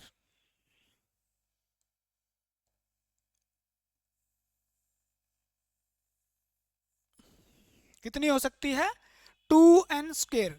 2n स्क्वायर का मतलब क्या है, देखो n किसको रिप्रेजेंट करता है, कक्ष, कक्ष संख्या को, कक्ष की संख्या कौन सी है, ठीक है ना। यानी ये k कौन सा कक्ष है, एक है, l कौन सा है, दूसरा कक्ष है, m कौन सा है, तीसरा है, n कौन सा है, चौथा है, m n o कौन सा है, पांचवा है, p कौन सा है, छठा है। यानी k से स्टार्ट करो, k l m n o p q r s t u v w x y z, है ना। तो हो सकता है ना। अब आपको निकालनी है, मान लो पहले कक्ष में कितने इलेक्ट्रॉन हो सकते हैं, आपसे पूछ लिया जाए पहले कक्ष में कितने इलेक्ट्रॉन हो सकते हैं, दूसरे कक्ष में को क्या कहा जाता है, तीसरे कक्ष में कितने इलेक्ट्रॉन हो सकते हैं, केमिस्ट्री कितनी आसानी से हो जाएगी आपकी। चौथे कक्ष में कौन से इलेक्ट्रॉन हो सकते हैं, चौथे कक्ष में कितने हो सकते हैं, पांचवें में कितने हो सकते हैं, ठीक है ना। मैक्सिमम यानी अधिकतम, ये बात याद रखना, मैक्सिमम। पहले कक्ष को के कहा जाता है, दूसरे को के एल कहा जाता है, कलम ने के एल एम एन ओ, आगे लिख दो पी। के कौन सा कक्ष है, पहला कक्ष है, यानी एन की संख्या किसके बराबर है, एन बराबर एक है, इसमें एन बराबर क्या है, दो है, इसमें एन बराबर क्या है, तीन है, इसमें एन बराबर चार है, एन बराबर पांच है। मैक्सिमम इलेक्ट्रॉन कैसे निकालें जी, मैक्सिमम इलेक्ट्रॉन आराम से, फार्मूला 2n स्क्वायर। n की जगह क्या लिखना है, क्योंकि पहला कक्ष है, n की जगह 2 गुणा में एक, एक का क्या करना है स्क्वायर, दो दून एक का स्क्वायर एक होता है 2, तो पहले में कितने हो सकते हैं, अधिकतम है 2 हो सकते हैं। दूसरे में 2, n की वैल्यू कितनी है 2, 2 का क्या करना है स्क्वायर, 2 दूनी 4, 4 दूनी 8, दूसरे में मैक्सिमम कितने 8। तीसरे में 2 कितने का स्क्वायर, 3 का, 3 का स्क्वायर 9, 9 18, 4, 2 गुणा 4 का स्क्वायर, 4 का स्क्वायर 16, 16 दूनी 32, कितने हो सकते हैं 32। पांचवें में कितने हो सकते हैं 2, 5 का स्क्वायर यानी 25, 25 दूनी 50। तो maximum number of electron in A orbit, यानी कितने एक ऑर्बिट के अंदर कितने इलेक्ट्रॉन अधिकतम हो सकते हैं, और उसका नंबर पे डिपेंड करता है। पहले में 2 हो सकते हैं, दूसरे में 8, तीसरे में 18, चौथे में 32 और पांचवें में 50, इस प्रकार से बढ़ता जाएगा। लेकिन एक बात इंपॉर्टेंट थी भी, ये 18 रह सकते हैं क्या, मैं कह दूं किसी भी, इसमें प्रोटॉन न्यूट्रॉन है, इसमें 2 हैं, ठीक है ना, और इसमें 8 है, ठीक है 8, इसमें 18 है। मान लो ये कक्ष पूरा नहीं है, तो इसमें कितने रह सकते हैं, इसमें केवल 8 रह सकते हैं, ठीक है। कोई भी परमाणु के अंदर बाह्यतम का मतलब है उस परमाणु का कोई अगला कक्ष नहीं है, उसके अंदर बाह्यतम कितने रह सकते हैं, तो आप कहोगे जी उसमें बाह्यतम का मतलब है लास्ट वाला, परमाणु के लास्ट वाले में, परमाणु के लास्ट वाले में। मैं कह दूं किसी परमाणु में 32 इलेक्ट्रॉन है, तो आप सजा दो, आप कहोगे 2 लगा दिया, 8 लगा दिया और 18 लगा दिया, 18 और 8 है, और ये 2 10, 10 28, तो इसमें कितने आ जाएंगे 32 वाले में, इसमें 4 आ जाएंगे, ठीक है ना, इसमें कितने आएंगे 4। लेकिन मैं कह दूं किसी में 32 नहीं, 32 और 8, 32 8 40, 40 इलेक्ट्रॉन है। मैं कह दूं किसी परमाणु के अंदर 40 इलेक्ट्रॉन है, उसको भरो, तो 2 8 10 28 और 10 28, और अब कितने आएंगे 28 और 8, 28 और 8, इसमें 8 आएंगे। 8 के बाद इससे बाहर वाला कक्ष भरा जाएगा, यानी 8 और 8 16, 28 और 8 है 36 हो गए। अब 4 यहाँ आएंगे, जब तक यहाँ पर 8 नहीं हो जाते तब तक पहले ये, फिर इसके अंदर पूरे किए जाएंगे 32, उसके बाद फिर इससे आगे चले जाएंगे इस प्रकार से। यानी ये लास्ट वाला कक्ष अगर कोई है तो उसमें कितने अधिकतम बाह्यतम कक्ष में 8 ही इलेक्ट्रॉन हो सकते हैं। अगर ये बात नहीं समझ में आए तो भी कोई दिक्कत नहीं है, कहीं और समझ लेंगे। ये बात याद रखना, के एल एम एन याद रखना। कक्ष को नाम क्या दिया जाता है? पहले कक्ष को क्या कहा जाता है, दूसरे को, तीसरे को, चौथे को, पांचवे को क्या क्या क्या कहा जाता है? हो जाएगा, ठीक है। अब थोड़ा सा मैं इसको थोड़ा सा अच्छे से लिख देता हूं। इससे पहले यहाँ पर ये चीज बहुत, अब लास्ट में सारा कुछ खत्म कर देंगे, छोटी सी बात के अंदर सारा कुछ समझ में आ जाएगा आपको क्या क्या होता है, ठीक है। परमाणु एक्स लिख लो ऐसे, इसको कह दो आप, ये क्या है? परमाणु चिन्ह है, ठीक है ना। ऊपर क्या लिखा जाता है? ऊपर ए लिखा जाता है, नीचे जेड लिखा जाता है। ए सबसे ऊपर होता है, पता है आपको, जेड सबसे नीचे होता है, ए ऊपर होता है, जेड नीचे होता है। ए का मतलब, ठीक है ना, ए का मतलब यहाँ ए किसके लिए लिखा जाता है? परमाणु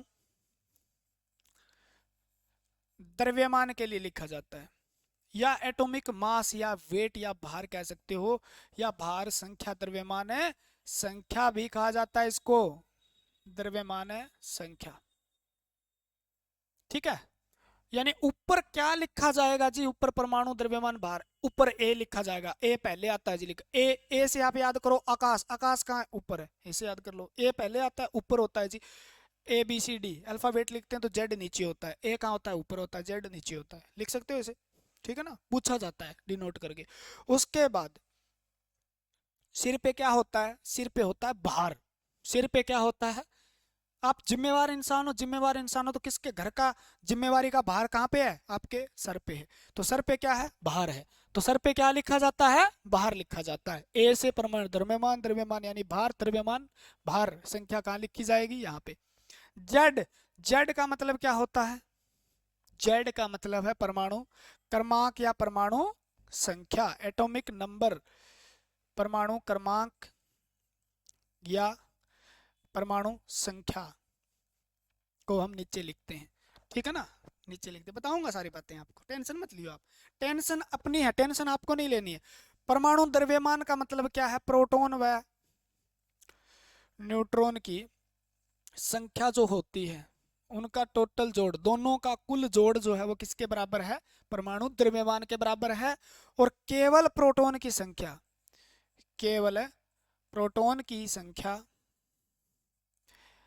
को क्या कहा जाता है? परमाणु का द्रव्यमान क्रमांक कहा जाता है। समझ में नहीं आया जी? थोड़ा सा एक कोई एग्जांपल दो। कार्बन, कार्बन के अंदर परमाणु भार कितना होता है? 12, ठीक है। अब इस कैसे लिखेंगे? कैसे लिखेंगे देखो, आप लिख दो जी सी, ठीक है, 6 12। तो कार्बन का परमाणु भार कितना है? परमाणु भार तो है जी इसका 12, परमाणु भार क्या है इसका? 12। और परमाणु द्रव्यमान संख्या कितनी है? परमाणु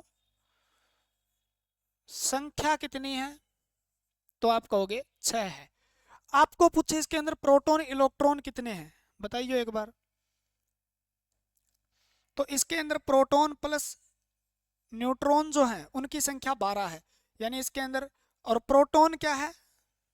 6 है। प्रोटॉन कितने इसमें? 6 है। प्रोटॉन कितने हैं? 6 है। और प्रोटॉन और न्यूट्रॉन कितने हैं? 12 है। तो आपसे कह दे, आपसे ये कह दे भी इसमें न्यूट्रॉन कितने हैं, तो आप आराम से निकाल सकते हो। प्रोटॉन प्लस न्यूट्रॉन बराबर कितने हैं? 12। प्रोटॉन की संख्या 6, न्यूट्रॉन कितने हो जाएंगे? ठीक है, न्यूट्रॉन कितने हो जाएंगे? प्रोटॉन प्लस न्यूट्रॉन कितने हैं? 12। और न्यूट्रॉन कितने हो जाएंगे? न्यूट्रॉन की संख्या कितनी दी हुई है? क्योंकि परमाणु संख्या किसके बराबर होती है? न्यूट्रॉन के, प्रोटॉन के बराबर होती है। प्रोटॉन कितने हैं? 6 है। और ये क्या है? 12 है। तो आप कह दोगे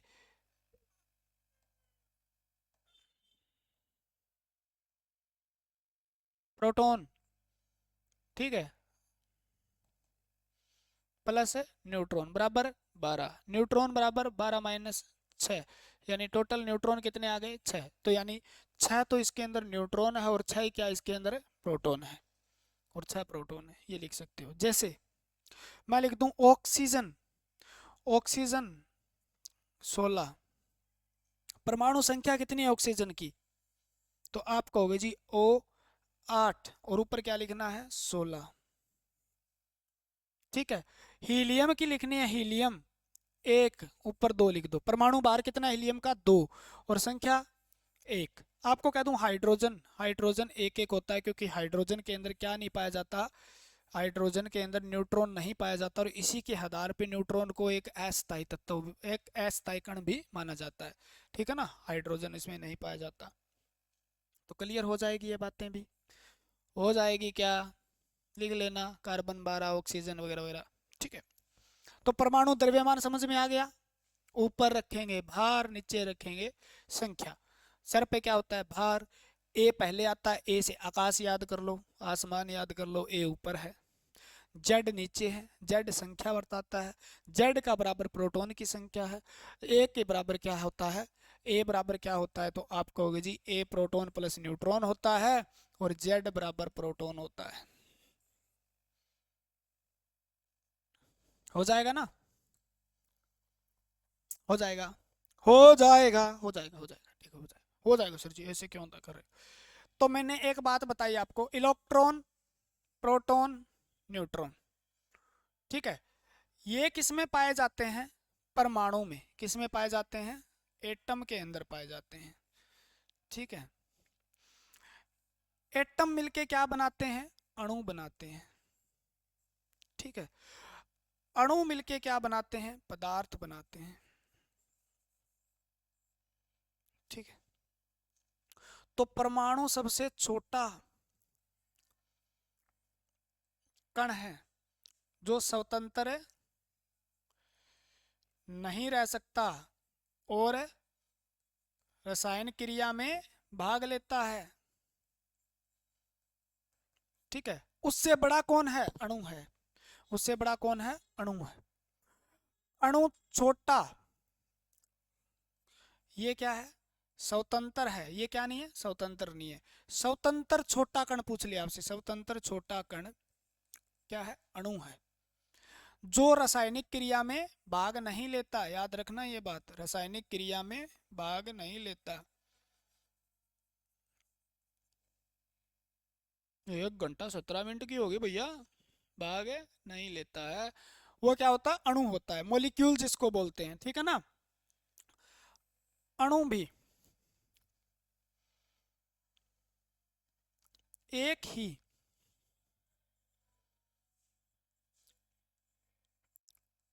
परमाणु से बना होता है। एक ही, ये लिखना, एक ही प्रकार के परमाणु से बना होता है, उसको अणु कहते हैं, मोलिक्यूल उसको कहते हैं। ठीक है ना, जैसे मैं आपको एग्जांपल दूं, ऑक्सीजन तत्व है। ऑक्सीजन सीधा लिखें तो ये क्या? तत्व है। तत्व का मतलब क्या है? एक ही जैसे तत्वों से बने हुए, एक ही, एक ही, एक ही परमाणु से बने हुए पदार्थ को तत्व कहा जाता है। लिख लो यहाँ, तत्व क्या होता है? एलिमेंट क्या होता है? एक ही प्रकार के परमाणु से बने पदार्थ को तत्व कहा जाता है। क्या कहा जाता है? एक ही प्रकार के, यानी ऑक्सीजन है, ऑक्सीजन ऑक्सीजन ऑक्सीजन ऑक्सीजन बने हुए हैं, और ये एक ऑक्सीजन पूरी गैस बन गई। वो पदार्थ तो है, पदार्थ क्या है? वो ऑक्सीजन के एक ही अणुओं से बनता है, तो उसको हम क्या कहते हैं? ऑक्सीजन एक तत्व है। ठीक है ना, ऑक्सीजन स्वतंत्र छोटा कण रसायन क्रिया में भाग नहीं लेता। मोस्ट इंपोर्टेंट लाइन क्या है इसमें?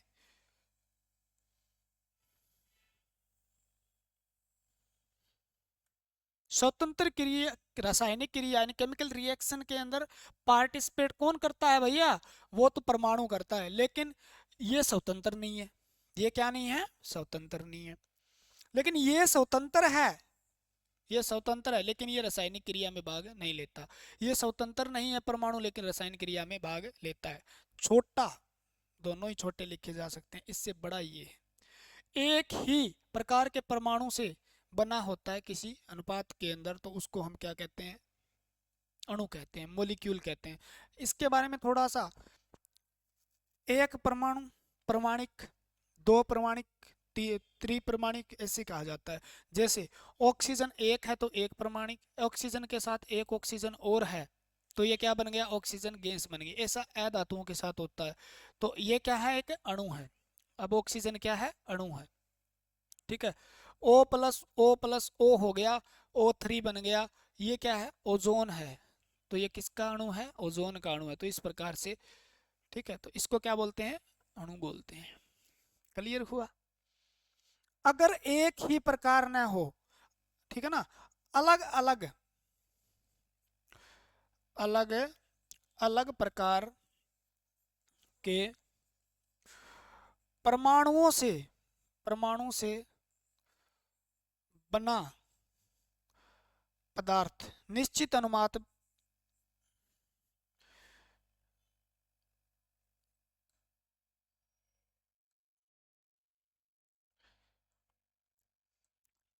से निश्चित अनुपात में बना पदार्थ, अनुपात से बना पदार्थ यौगिक कहलाता है। जैसे अलग अलग परमाणु है, मान लो दो या दो से अधिक परमाणुओं को एक निश्चित अनुपात में मिलाया जाए तो उसको कंपाउंड कहा जाता है। जैसे मैं कह दूं हाइड्रोजन मिलाया मैंने 2 और ऑक्सीजन H2O, ये क्या है, यौगिक है। कार्बन का और एक इसका परमाणु इसका CO2 carbon dioxide, CO carbon monoxide, ठीक है ना। तो ये क्या है, अणु है। सोडियम क्लोराइड लगा लो, ये क्या है, सोडियम क्लोराइड, अणु नहीं सॉरी, यौगिक है। तो ये क्या होते हैं, यौगिक होते हैं, कंपाउंड होते हैं। समझ में आ जाएगी ना बात, ठीक है ना। अणु के बारे में हमने पढ़ा भी, अणु वो स्वतंत्र कण है जो एक ही प्रकार के अधात्विक कणों के अंदर पाया जाता है, ज्यादातर जो एक ही धातु से बना है, और गैस वगैरह अधातुओं में पाया जाता है। एक परमाणु, दो परमाणु, तीन परमाणु। और तत्व लगभग क्या बने होते हैं, तत्व और अणु के अंदर थोड़ा सा ही फर्क है, ठीक है ना। केमिस्ट्री में पढ़ोगे आप किसी टीचर से, थोड़ा सा ही फर्क है। तत्व भी एक ही परमाणु से बने होते हैं।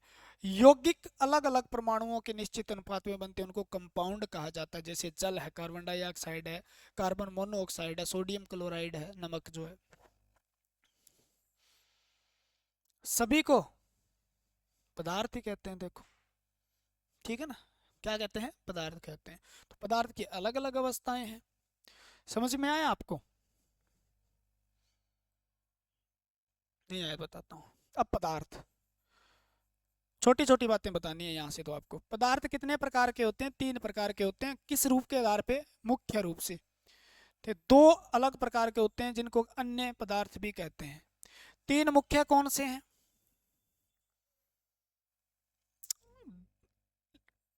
ठोस है, द्रव है और गैस है। 2 अन्य कौन से हैं, चौथी अवस्था जिसको बोला जाता है, पांचवी अवस्था, चौथी अवस्था प्लाज्मा को कहा जाता है। प्लाज्मा क्या होता है इस बात को यहाँ नहीं बताऊंगा। Bose Einstein conductance, Bose Einstein, आपसे सीधा पूछा जाता है चौथी अवस्था कौन सी है, प्लाज्मा। चौथी अवस्था कौन सी है, प्लाज्मा है। पदार्थ की चौथी अवस्था कौन सी है, प्लाज्मा। और पांचवी अवस्था BEC, बोस आइंस्टीन कंडक्टेंस, यानी जो आपका एब्सोल्यूट या परम शून्य तापमान है, परम शून्य तापमान, 0 केल्विन जिसको बोला जाता है। उस तापमान में जब पदार्थ को ले जाया जाए तो तीनों अवस्थाएं एक साथ पाई जाती है। ऐसा अध्ययन करने वाले भारतीय मूल नागरिक थे बोस, जगदीश चंद्र बोस, जिसने क्या क्या किया, बोस आइंस्टीन कंडक्टेंस दिया था। आइंस्टीन की थ्योरी के आधार पर इन्हें प्रयोग किया, इसलिए इसको बोस आइंस्टीन कंडक्टेंस कहते हैं। भारत के नागरिक थे, उनको मूल नागरिक, जिनको नोबेल पुरस्कार भी दिया गया था इसके आधार पे। ठीक है, चौथा क्या है, प्लाज्मा। मुख्य 3 पदार्थ है, ठोस। इनसे ये पूछा जाता है इनका आकार कैसा है, इनकी आकार,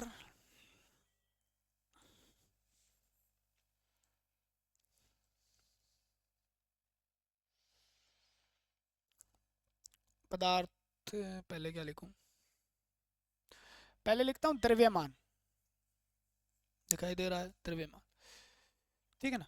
फिर लिखता हूं आकार, ठीक है, फिर लिखता हूं आकार। द्रव्यमान सभी का निश्चित होता है, द्रव्यमान क्या होता है, सभी का निश्चित होता है। द्रव्यमान इसका भी निश्चित है और गैस का भी क्या है, निश्चित है। ठीक है, आकार सिर्फ ठोस का निश्चित है, ठीक है। द्रव का निश्चित नहीं है, इसका भी निश्चित नहीं है। आयतन, वॉल्यूम, इसकी बात करें तो आयतन क्या है, इसका आयतन निश्चित है क्या, ठीक है, आयतन इसका भी निश्चित है। आयतन द्रव का भी निश्चित होता है,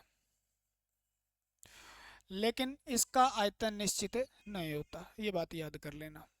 यानी ठोस क्या होता है, जिसका द्रव्यमान और आकार और आयतन निश्चित हो, द्रव्यमान आकार और आयतन निश्चित हो, उस पदार्थ को ठोस कहा जाता है। ठीक है। जिसका द्रव्यमान निश्चित हो लेकिन द्रव्यमान और आयतन निश्चित हो और जिसका आकार निश्चित न हो, उसको द्रव कहा जाता है। जिसका सिर्फ और सिर्फ द्रव्यमान निश्चित हो, गैस और वो जो आयतन और आकार निश्चित नहीं हो, उसको गैस कहा जाता है। क्या, गैस कहा जाता है। चौथी अवस्था को प्लाज्मा कहा जाता है और पांचवी को बीईसी कहा जाता है। नॉर्मली ये प्रकृति के अंदर संभव नहीं है, आर्टिफिशियल बनाई गई पदार्थ की अवस्था है बीईसी। ठीक है, और भी अवस्थाएं बनी है, टेंशन मत लियो, ये नॉर्मल सा क्वेश्चन है, आपको पता ही है पदार्थ के बारे में तो यार। वाह, कितनी लंबी क्लास हो गई, मजा आ गया। ठीक है, मेरे को मजा आ गया, आपको तो सजा सी मिल गई ना। देखो क्या क्या पढ़ लिया भैया आज तो हमने।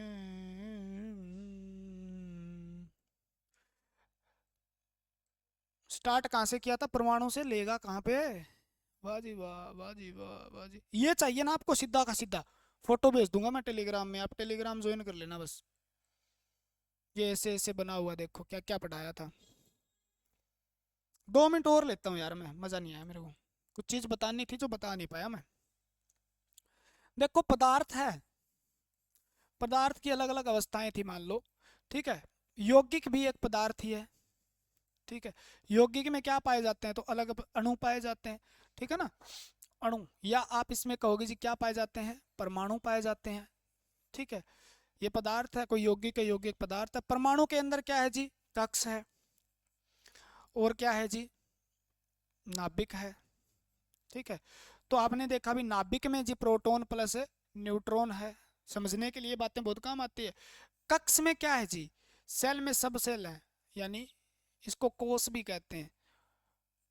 कोष में उपकक्ष या उपकोष है। ठीक है, उपकोष के अंदर भी कुछ है, ऑर्बिटल, कक्षक है। और कक्षक के अंदर क्या होते हैं, इलेक्ट्रॉन होते हैं, और 2 इलेक्ट्रॉन एक कक्षक के अंदर पाए जाते हैं। ठीक है, 2 इलेक्ट्रॉन, तो इलेक्ट्रॉन कहाँ स्थित है, देखो केमिस्ट्री में ये चीजें पढ़ते हैं हम। इलेक्ट्रॉन है, कक्षक है, कक्षक उपकोष में, उपकोष कक्ष में है, कक्ष में कक्ष, और नाभिक किसमें, परमाणु में है, परमाणु यौगिक बनाता है, यौगिक के मिश्रण जो होता है उसको पदार्थ, इसको पदार्थ ही कहते हैं ना, ये पदार्थ के अंदर। क्लियर है, अलग अलग प्रकार के पदार्थ होते हैं, यौगिक होते हैं। ठीक है ना, ये। और हमने अणु के बारे में भी समझा इस क्लास के अंदर, बता दूं मैं आपको। परमाणु के बारे में भी मैंने बताया आपको।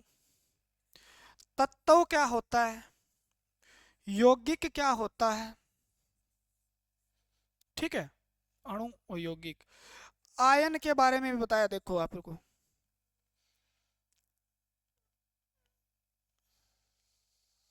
और भी कुछ, मिश्रण, मिश्रण, समांग मिश्रण, मिश्रण क्या होता है आपको पता ही है। एक निश्चित अनुपात न हो, किसी परमाणुओं को बिना निश्चित अनुपात में मिला दिया जो उसको मिश्रण कहते हैं। जैसे पानी में मिट्टी मिश्रण है, ठीक है ना, ठीक है ना, मिट्टी के अंदर सीमट मिश्रण है, तो ये मिश्रण होता है, ये भी होता है परमाणु। जिन शब्दों से आप कंफ्यूज रहते हो हमेशा, अणु क्या है, परमाणु क्या है, तत्व क्या है, मोलिक्यूल्स क्या है, ठीक है ना, कंपाउंड क्या है, एलिमेंट क्या है, कंपाउंड क्या है, आयन क्या है, मिक्सर क्या है, एटम क्या है, इन चीज़ों से आप हमेशा क्या रहते हो, वो रहते हो। आज के बाद दिमाग से निकल गया। अब आगे हम पढ़ेंगे विभव क्या है, विभवांतर क्या है, वोल्टेज क्या है, करंट क्या है, ये चीज़ें। आप अगर इस क्लास को पूरा देख लिया तो आप बहुत बड़े मेहनती बालक हो, मुझे गारंटी के सुधा कह सकता हूँ। और आप इतने मेहनती बालक हो तो इतनी मेहनत भी आप करके दिखाओगे, क्योंकि आपके चेहरे से जो नूर झलकता है, वो नूर आपके कमेंट में झलकेगा, तब तो मैं देख पाऊंगा आपको, ऐसे तो नहीं देख पाऊंगा ना।